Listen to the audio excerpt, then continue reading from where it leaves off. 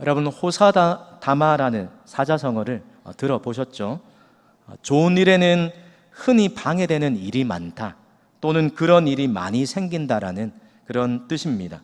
오늘 우리 본문을 읽으면서 이 사자성어가 잘 어울린다는 생각이 들었습니다. 포로에서 귀환한 사람들이 예배를 통해 성전의 기초를 놓는 그 공사를 시작하게 되었습니다. 그래서 축제와 같은 분위기로 새로운 출발을 꿈꾸고 있었어요. 그런데 그때 찬물을 끼얹는 일이 벌어집니다. 1절 말씀입니다. 사로잡혔던 자들의 자손이 이스라엘의 하나님 여호와의 성전을 건축한다 함을 유다와 베냐민의 대적이 듣고, 이 포로에서 귀환한 이 유다 백성들이 하나님의 성전을 재건한다는 소식들이 그 지역의 사람들의 귀에까지 들려지게 되었다는 겁니다. 그런데 그 소식을 들은 사람이 누구입니까? 유다와 베냐민의 대적, 즉 이스라엘의 대적이 그 소식을 듣게 되었다는 겁니다. 그럼 여기서 대적이라는 단어로 사용된 단어는 해를 끼칠 목적으로 접근해오는 원수를 가리킬 때 사용된 단어가 바로 대적이라는 이 단어입니다. 그럼 그 사람들이 이 유다 백성에게 한 가지 제안을 하는데요, 우리 2절 말씀을 보십시오. 스룹바벨과 족장들에게 나아와 이르되 우리도 너희와 함께 건축하게 하라. 우리도 너희같이 너희 하나님을 찾노라. 아수르 왕 에살핫돈이 우리를 이리로 오게 한 날부터 우리가 하나님께 제사를 드리노라 하니. 여러분, 이 여기서 나아왔다라는 이 단어는 그냥 나아왔다는 그 말을 가리키는 것이 아닙니다. 적을 공격하다, 또 가까이 오다라는 그 뜻을 담고 있는 단어가 나와라는 이 단어인데, 그러니까 어떤 특별한 목적을 가지고 조심스럽게 접근하는 행동을 묘사할 때 쓰는 말이 나아왔다라는 이 단어라는 것입니다. 그러니까 쉽게 말하면 뭔가 꼼수를 숨기고 이 유다와 또 이 이스라엘 백성들에게, 유다와 베냐민 사람들에게 나아왔다라는 것입니다. 그럼 그들이 어떤 제안을 합니까? 우리도 너희와 함께 건축하게 하자라는 이런 제안을 합니다. 그러면서 우리도 너희와 같이 하나님을 찾는다, 하나님을 예배한다라고 이야기합니다. 그러니까 너나 우리나 추구하는 목표와 목적이 같다라는 겁니다. 이 일에 우리와 함께 해달라고 이스라엘 백성들에게 부탁하고 있는 것입니다. 여러분, 이 말을 들으면 얼핏 보면 아무런 문제가 없는 말입니다. 또 이 유다와 베냐민 지파들에게 솔깃한 제안이기도 합니다. 이제 막 성전 공사를 시작하는 단계였기 때문에, 또 포로로 귀환했던 사람들의 수가 그렇게 많지 않았기 때문에 수많은 도움의 손길이 필요했을 것입니다. 여러분, 그런 시기에 자진해서 돕겠다라는 이 제안을 하고 있는 겁니다. 여러분, 듣던 중 반가운 소리 아닙니까? 그런데다 명분도 아주 그럴듯하게, 아주 그럴듯한 말로 포장해서 제안했습니다. 2절 하반절 말씀입니다. 아수르 왕 에사라돈이 우리를 이리로 오게 한 날부터 우리가 하나님께 제사를 드리노라 하니. 여러분, 이 말만 들으면 이 사람들도 아주 오래전부터 하나님을 섬기는 일에 열심을 가지고 있던 사람처럼 들린다는 거예요. 그런데 이 말을 들은 스룹바벨과 예수아와 이스라엘 족장들의 반응이 어떠합니까? 우리 3절 말씀을 화면을 보고 같이 읽겠습니다. 시작. 스룹바벨과 예수아와 기타 이스라엘 족장들이 이르되 우리 하나님의 성전을 건축하는데 너희는 우리와 상관이 없느니라. 바사왕 고레스가 우리에게 명령하신 대로 우리가 이스라엘의 하나님 여호와를 위하여 홀로 건축하리라 하였더니. 여러분, 너희는 우리와 아무 상관이 없다, 단칼에 거절했습니다. 여러분, 왜 이렇게 단번에 단호하게 거절했을까? 오늘 본문의 이스라엘 백성들의 모습을 보면서 우리가 생각할 것이 있습니다. 첫 번째로 믿음에 타협은 없다라는 것입니다. 여러분, 우리가 은혜를 받고 또 하나님 앞에서 새롭게 살 결심을 하게 되면 우리 앞에 어떤 일이 벌어지게 됩니까? 우리의 그런 모습을 늘 환영하는 사람들만 있는 게 아니라는 것입니다. 우리의 선한 결심을 무너뜨리려 하고 또 우리의 하나님의 뜻대로 살려는 그 의지들을 약하게 만드는 그 방해들이 늘 찾아오더라는 것입니다. 내가 뭔가 좀 더 하나님 앞에서 열심히 내서 제대로 뭔가 해보려고 할 때 오히려 더 많은 방해와 반대와 시험거리를 만날 수 있다라는 겁니다. 그래서 베드로 사도는 우리에게 이렇게 경고합니다. 베드로전서 5장 8절 말씀입니다. 근신하라 깨어라 너희 대적 마귀가 우는 사자같이 두루 다니며 삼킬 자를 찾나니. 우리를 무너뜨리려는 이 대적과 마귀의 공격이 늘 있다라는 것을 기억하라라고 이야기합니다. 뿐만 아니라 바울도 고린도전서 10장 12절에 그런즉 선줄로 생각하는 자는 넘어질까 조심하라라고 동일하게 경고하고 있습니다. 여러분, 이 대적과 마귀의 공격이 우리에게 찾아올 때 어떤 방식으로 찾아올까? 두 가지 모습으로 찾아오는데요. 타협과 유혹이라는 방식을 통해서 우리에게 찾아오게 된다는 것입니다. 그럼 첫사람 아담과 하와가 죄를 지었을 때 왜 뱀의 유혹에 넘어지게 되었습니까?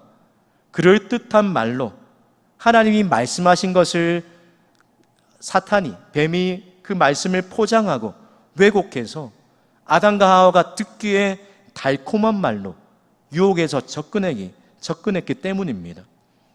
여러분, 우리를 무너뜨리려는 대적들의 공격도 마찬가지라는 겁니다.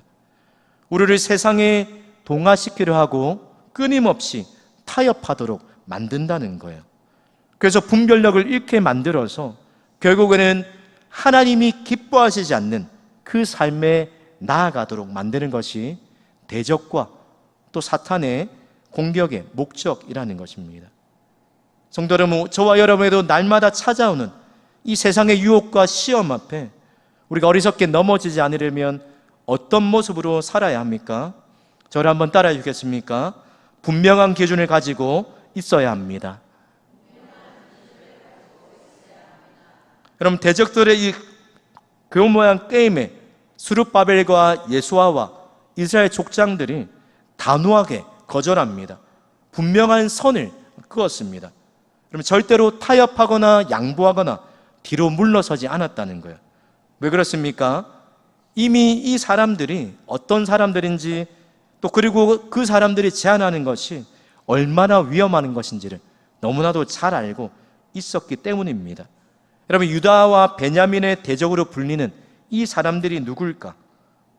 그 땅에 이미 살고 있었던 사마리아 사람들을 가리킨다는 것입니다. 여러분, 우리가 잘 알듯이 이 사마리아 사람들은 종교적으로나 또 혈통적으로나 순수한 그런 사람들이 아니었다는 겁니다. 북이스라엘이 아수르에 멸망하게 됐을 때 그때 생겨난 민족이 이 사마리아 족속인데, 이 아수르의 정책에 따라서 아수르가 정복한 지역에 혼합 정책을 펼쳤을 때 다른 지역에서 옮겨온 이방인들과 또 북이스라엘에 남아있던, 포로로 끌려가지 않고 남아있던 그 10지파 중에 남아있던 사람들 사이에서 태어난 그 혼혈족이 이 사마리아 사람들이었습니다. 이 사마리아 사람들이 유다와 베냐민 백성들에게 다가왔던 그 목적은 겉과 속이 달랐다는 겁니다. 앞에서는 하나님을 찾노라, 너희와 우리의 목적이 동일하다라고 하나님께 제사를 드리러 왔다라고 말을 했지만 실제로는 그렇지 않았다는 거예요. 여러분, 열왕기하 17장 33절을 보면 그 사람들이 그리고 그들의 속셈이 어떤 것인지를 분명히 보여줍니다. 이와 같이 그들이 여호와도 경외하고 또한 어디서부터 옮겨왔든지 그 민족의 풍속대로 자기의 신들도 섬겼더라 라고 이야기하면서 이 사람들의 동기가 전혀 순수하지 않고 이 사람들의 제안을 받아들이게 되었을 때 어떤 일이 일어나게 되는지를 가늠할 수 있게 해준다는 것입니다. 성도 여러분, 세상은 성도가 믿음으로 살지 못하도록 끊임없이 유혹하고 방해합니다. 우리가 구별된 삶이 아니라 세상에 동화된 삶을 살아가도록 끊임없이 부추긴다는 거예요. 모든 것을 다 포용하는 게 미덕인 것처럼 우리에게 이야기합니다. 그럼 그런 세상의 유혹 앞에 우리가 어떻게 사는 것이 하나님의 백성다운 모습일까요? 우리가 세상에 그저 등지면서 사는 것이 아니라 요한복음의 17장에 예수님이 말씀하신 것처럼 우리가 세상 가운데 여전히 속해 있지만 그러나 세상에 속한 자로 살지 않고 구별된 모습으로 살아가는 것, 우리가 분명한 믿음의 기준을 가지고 분명한 선을 끊고 살아가는 것이 하나님의 백성다운 모습의 삶이라는 것입니다. 그러면 사마리아 사람들에게 분명하게 선을 긋는데 무엇으로 그렇게 합니까? 우리 3절 하반절 말씀인데요, 우리 3절 하반절 말씀을 함께 읽겠습니다. 시작. 바사왕 고레스가 우리에게 명령하신 대로 이스라엘의 하나님 여호와를 위하여 홀로 건축하리라 하였더니, 그럼 바사왕 고레스가 우리에게 명령하신 대로라고 이야기합니다. 이 말을 바꿔 말하면 하나님이 우리에게 말씀하신 그것이 우리의 믿음과 우리의 삶과 행동의 기준이 된다라는 거예요. 그래서 하나님이 말씀하신 것에 더하거나 빼지 않고 가감하지 않고 온전히 순종하겠다라는 그 결단의 표현이 바사왕 고레스가 우리에게 명령하신 대로 이 말 속에 담겨있는 진이라는 것입니다. 그럼 왜 이들이 이렇게까지 단호하게 결단하게 되었을까? 그들이 포로 생활을 하면서 깨닫고 뉘우친 게 무엇입니까? 하나님 말씀에 불순종하고 우상 숭배에 빠지면서 살았을 때 그 결과가 어떻게 되었는지, 그리고 세상에 타협하면서 살았을 때 그 삶이 얼마나 비참했는지를 그들이 70년이라는 그 기간을 통해서 분명하게 또 뼈저리게 느끼고 깨달았기 때문이라는 것입니다. 그러면 상대가 처음부터 칼을 들이밀면 우리가 피하려고 하기 때문에 상처가 깊지 않습니다. 그런데 그 칼을 숨기고 다가오면 우리가 깊게 찔릴 수 있는 위험이 높다라는 겁니다. 마찬가지로 공개적으로 죄를 짓는 것보다 우리의 일상 속에서 쉽게 지나칠 수 있는 이 사소한 것들을 통해서 우리의 믿음과 우리의 거룩함을 잃기가 쉽다라는 겁니다. 나도 모르게 하나둘씩 쉽게 용납하고 또 쉽게 타협하고 넘어가는 그 유혹을 통해서 우리의 믿음이 하루아침에 또 어느새 무너지게 된다라는 겁니다. 우리의 믿음을 무너뜨리는, 또 우리가 알게 모르게 세상에 동화되고 있는 그런 유혹들은 어떤 것입니까? 그것이 무엇인지 분명하게 발견했다라면 단호하게 끊어버려야 합니다. 왜냐하면 믿음의 타협은 없기 때문이요, 하나님이 기뻐하시는 믿음은 순전한 믿음이기 때문입니다. 그럼 로마서 5장 20절에 죄가 더한 곳에 은혜가 더욱 넘친다라고 이야기합니다. 여러분, 이 말을 바꿔서, 이 말을 뒤집어서 생각해 보면, 그렇다면 은혜가 넘치는 곳에 무엇도 많다라는 것입니까?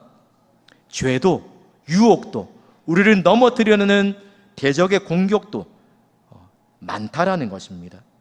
사랑하는 성도 여러분, 우리가 이런 유혹에 넘어지지 않으려면 명심해야 할 것이 있습니다. 우리가 잘 아는 시편 1절과 2절의 말씀인데요, 우리 화면을 보시고 함께 읽겠습니다. 시작. 복 있는 사람은 악인들의 꾀를 따르지 아니하며 죄인들의 길에 서지 아니하며 오만한 자들의 자리에 앉지 아니하고 오직 여호와의 율법을 즐거워하여 그의 율법을 주야로 묵상하는도다. 아멘. 저 여러분도 이 시편 1편의 복 있는 사람처럼 하나님의 말씀은 분명한 믿음의 기준으로 삼고 우리에게 다가오는 그 어떤 유혹과 도전 앞에서도 흔들리거나 타협하지 않는 그런 순전한 믿음, 노라고 분명히 말할 줄 아는 그런 그리스도인으로 살아가시기를 주님의 이름으로 축복합니다.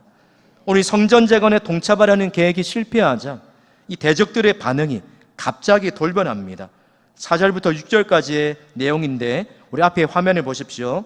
4절에 이로부터 그 땅 백성이 유다 백성의 손을 약하게 하여 그 건축을 방해하되, 또 5절에 보니까 관리들에게 뇌물을 주어 그 계획을 막았으며, 6절에 또 그들이 글을 올려 유다와 예루살렘 주민을 고발했다라고 이야기합니다. 그럼 처음에는 달콤한 유혹으로 우리를 동화시키려 하고 우리의 믿음을 희석시키려고 그렇게 조금은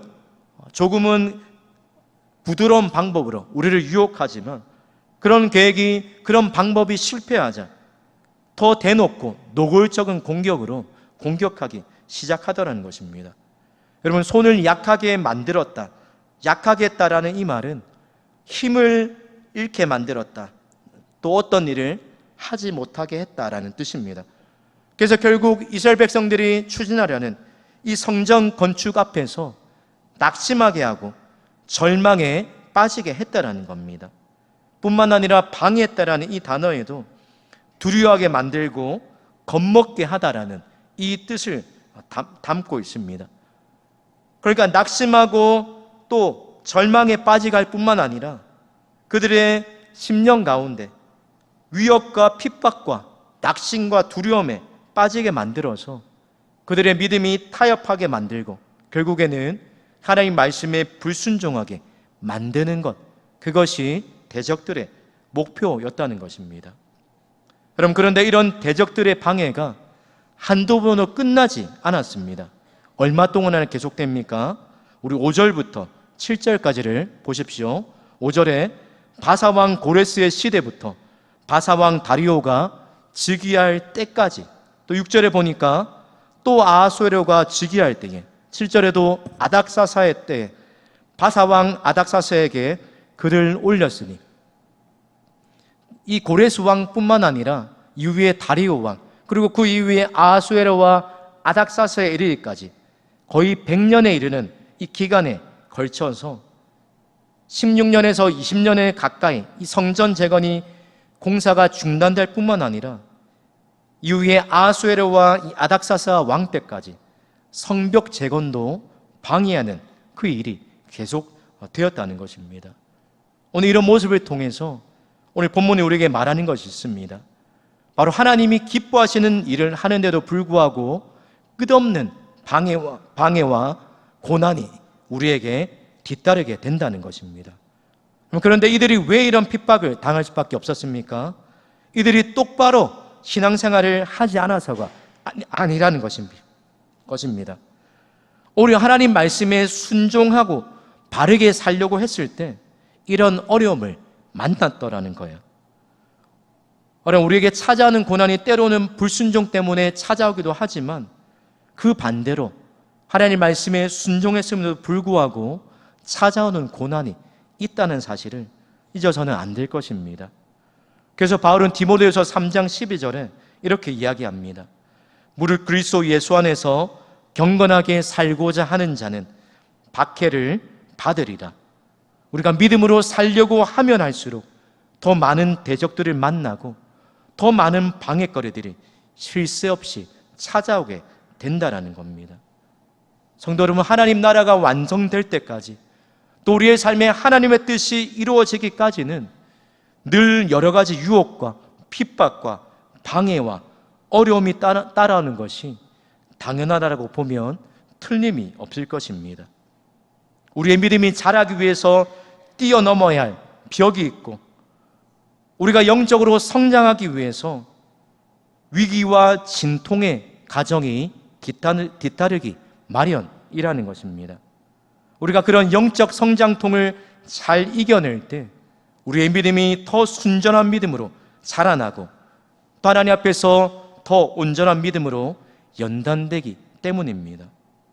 성도 여러분, 혹시나 오늘 본문의 이스라엘 백성들처럼 우리 또한 하나님의 일을 하다가 또 하나님의 뜻대로 살아가다가 뜻하지 않는 반대에 부딪히고 어려움을 만나서 우리의 첫 마음이 또 첫 열정이 식어져 있지는 않으십니까? 반복되는 고난에 지쳐서 중간에 포기하려는 마음이 들고 다시 일어설 힘도 없고 시작할 의욕조차 잃어버리게 될 때 오늘 본문의 말씀을 기억하시기 바랍니다. 오늘 대적들의 방해가 언제 끝이 나고 성전이 언제 다시 재건이 되는지 알려주는 표현이 등장하는데요, 5절 말씀입니다. 다리오가 즉위할 때까지라는 표현입니다. 그러면 성전과 성벽이 재건되기까지 100년이라는 이 기간이 길게 지속되었지만, 그러나 여러분, 때가 되면 하나님은 반드시 피할 길을 열어주시고 또 이 고난에도 반드시 마침표가 찍히는 날이 오게 된다는 것을 이 표현을 통해서 말씀해주고 있는 것입니다. 하나님의 백성이 걸어가는 길에 꽃길만 있는 것이 아닙니다. 때로는 가시밭길을 걸어가는 때도 있습니다. 여러분, 그때 우리 주변의 상황을 바라보는 것이 아니라 우리의 믿음의 눈을 들어서 하나님을 바라보시기 바랍니다. 우리가 세상에서 비록 환난을 당할 수밖에 없지만 그러나 그 순간에도 세상을 이기신 분이 우리와 항상 함께 하십니다. 우리의 삶의 끝없는 유혹과 방해와 고난 앞에서도 하나님만 온전히 의지하고 하나님 앞에서 품었던 그 천망과 열정을 잃지 않고 살아가시는 저와 우리 모든 하나님의 백성들 되시기를 주님의 이름으로 축복합니다.